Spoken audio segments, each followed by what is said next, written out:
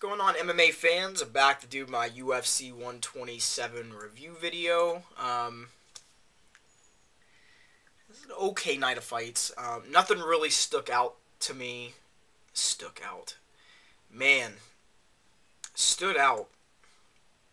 I do not know what's going on with my words this morning. Do you understand the words that are coming out of my mouth?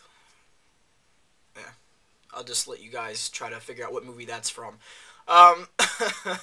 Anyways, wasn't the best night of fights to me, at least. Some people might have been impressed with some of the performances, which, I'll touch on a couple that were impressive. It doesn't mean that it necessarily, said anything to me that made me go, wow, this really is going to be something, or this is really going to be this. It was an okay night of fights. The card, when it was first released, really didn't stick out to me, not because of it didn't have name value, it's because of the matchups and knowing what stylistically some of these fights were going to possibly put out, and that's why I was not exactly hyped up about it, if that makes sense. But I mean, it's still MMA, it's still, regardless, it's a sport. You're not always going to get the fights that you want, and I understand that, and I think a lot of fans understand that. So for, the card that we got, it wasn't, an okay night of fights. It was a decent night of fights. So, I mean, it wasn't anything special, it wasn't anything amazing, but there you go. Chris Camozzi versus Kyle Noke.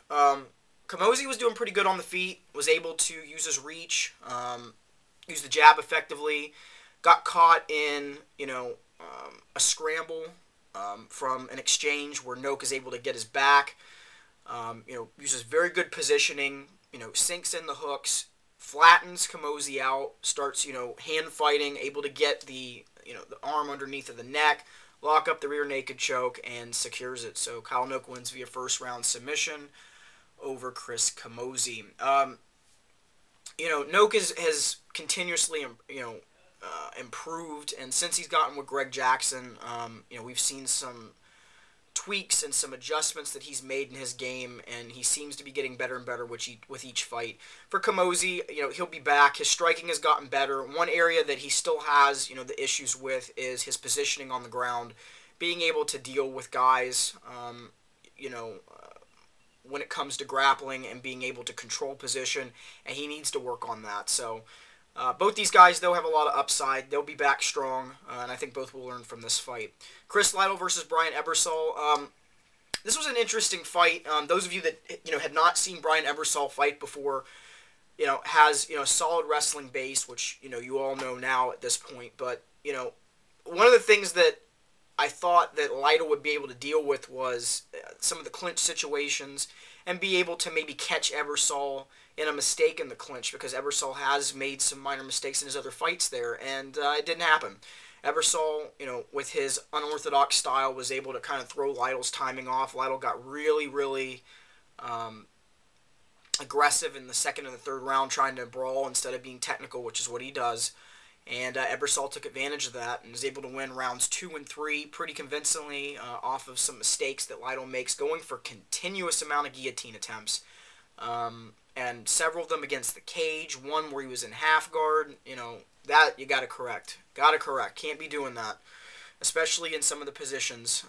So regardless of that, though, Lytle looked pretty good in the first. Ebersol, I really liked the position that he had in the second where he locked up that Darce choke. If he would have been away from the cage, he might have been able to finish that. But regardless, Ebersol wins via unanimous decision. Looked impressive.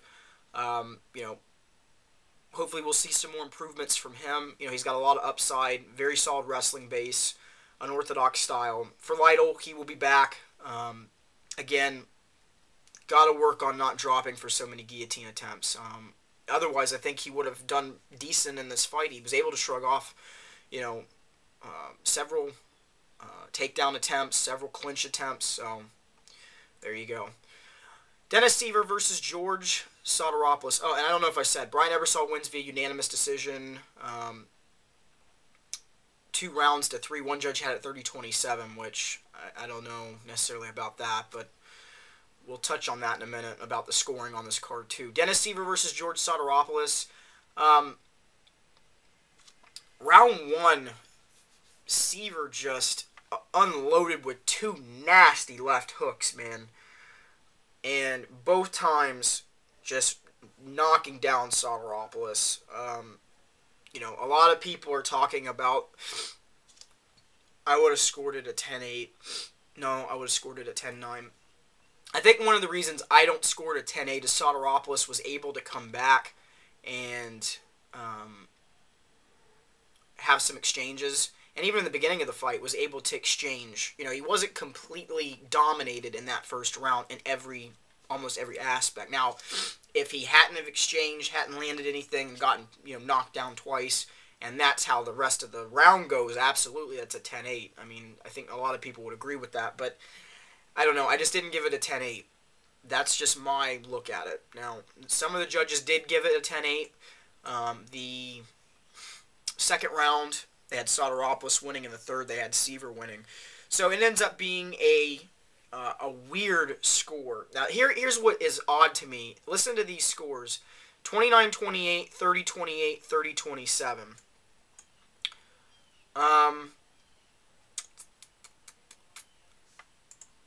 Let's just do something real quick, because I'm just curious, because something does not... And I was thinking about this last night when I heard the scores. I was like, exactly... Oh, man, come on now. And this is when my computer decides to be like, nope, don't want to help you. There we go. Alright, so let's just add up...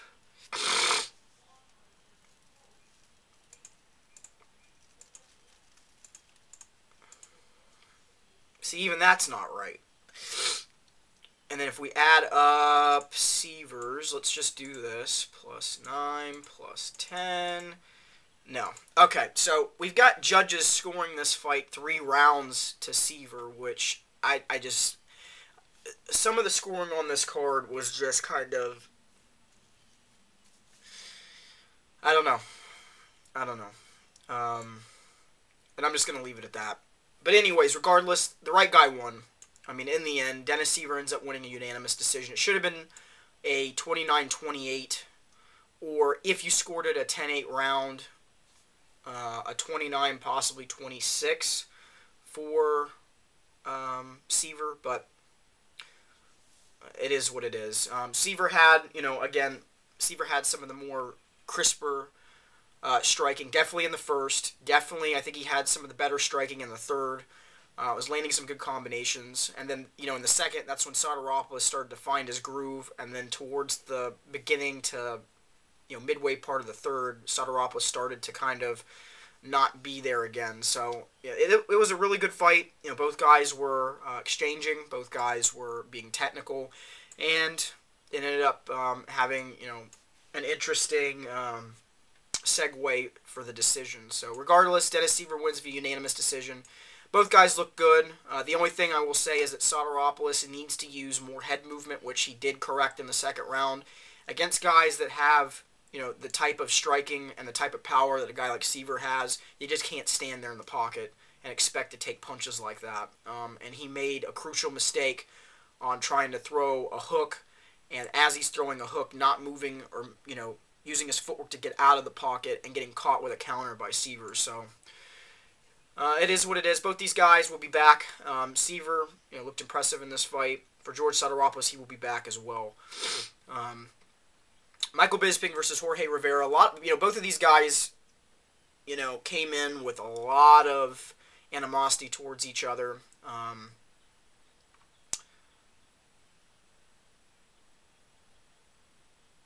Rivera did most of the talking in this fight. Bisping did a lot of rhetorical talking back, and some interesting rhetoric that he had. But round one, Bisping pretty much controlled, the striking and had some takedowns. Was landing, the better the combinations. Rivera really wasn't using the jab. He was waiting for Bisping to fire to try to land some hooks or some counters, and really wasn't able to do that well with it.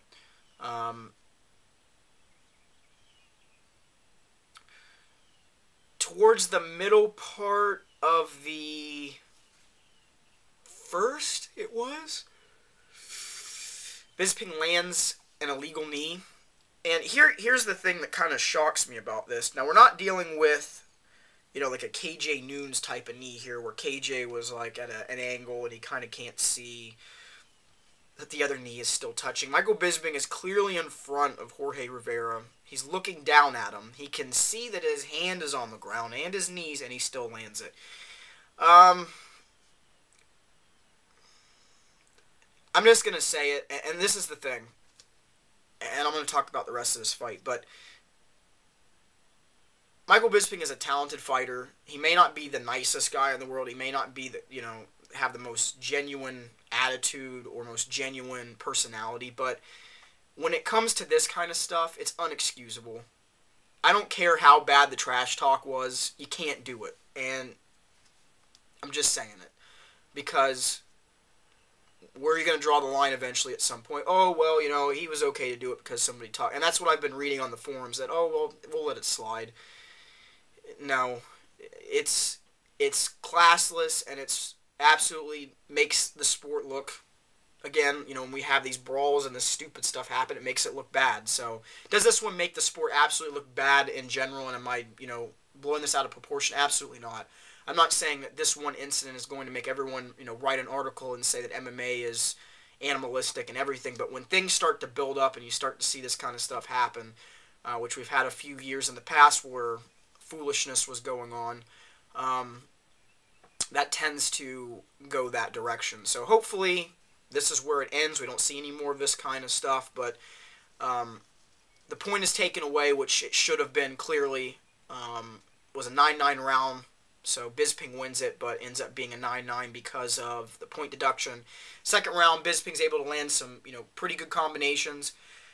Lands, several combos, lands a knee. Rivera ends up turtling up. Bisping just starts teeing off and eventually stops Jorge Rivera with a second round TKO. So, congratulations to Bisping. Had some very technical striking in this fight. Was able to move in and out of the pocket effectively. Rivera really did not use the jab effectively. Kept trying to go for counters. Bisping was able to use his offensive wrestling real well. And is able to pick apart Rivera and end up, getting a stoppage. So congratulations to him.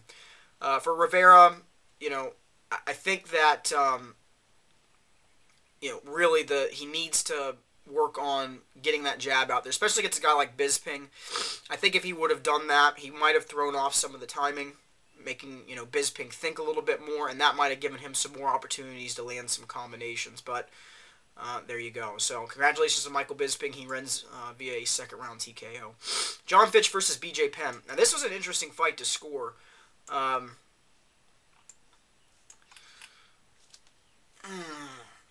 The first two rounds, BJ ends up getting Fitch's back.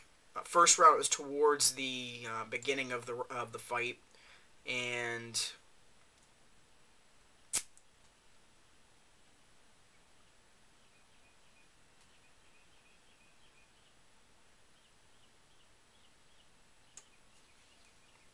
did I just, I'm trying to think here. I think I just messed that up. No. First round he gets the back. Second round he also gets the back. And he's in dominant positions. He's going for, a submission and is doing very, very well. Fitch is able to turn over and get inside a guard and starts, in both situations, in the first and the second, is able to land, some ground and pound inside of the guard. The first round I had 10-9 for BJ, which MMA Junkie saw it the same way. And then rounds 2 and 3 I had for Fitch. Now, here's the thing. I think the third round was one that you could clearly say Fitch won. The second was more of one of those ones where I thought that he did enough to win the round. So the second round is the pivotal round here. And this is what happens with these kind of fights, that you've got round 1 and 3 is split. Round 2 is where the round was pivotal. Who do you give it to? Some people gave it to BJ. Some people gave it to Fitch. Some people even scored it a draw, which is understandable. And we end up getting, a 29-28, 28-28, 28-28 majority draw for this fight. So, do I understand where the judges are coming in this based off the second round? Um, I can see it. Did I score it for Fitch? Yes. Could you have scored it for BJ? I think you could, based off of the fact that Fitch didn't do anything crazy, damage-wise inside the guard, and BJ was effective and had a dominant position, by getting the back. And that's one of the things with MMA that hopefully as time progresses and this 10-point must system will hopefully be archaic and will go away. They'll look at things from different positions that are dominant positions rather than just a guy being on top, which I've talked about in the past. But overall, it was a chess match fight. It was interesting. You knew what you were going to get out of this fight. You knew that Fitch was going to try to grind and wear down BJ. But BJ came out and, was doing these crazy takedown attempts that it's like, why haven't you been doing this in past fights when you should have been doing it? But regardless, Fitch came out, looked impressive, did what he was supposed to do, used his size, used that grinding style that he likes to use, and was able to be very, very effective in this fight. BJ was able to get some takedowns, get the back, look for, some positioning there to try to maybe sync up a rear naked choke, lock down one of, Fitch's arms with his legs, and try to, land some shots or, look for the submission. But regardless, a decent fight, and I'm not terribly upset with the decision. I think one judge, though, and this is the only thing I wasn't happy with that I was hearing, and I was actually talking to some guys on Skype last night, had the third round for Fitch 10-8. I don't know how you can score that round at 10-8. Just because a guy's on top of you for the whole round and is landing shots inside of your guard, that doesn't make it a 10-8. I don't know.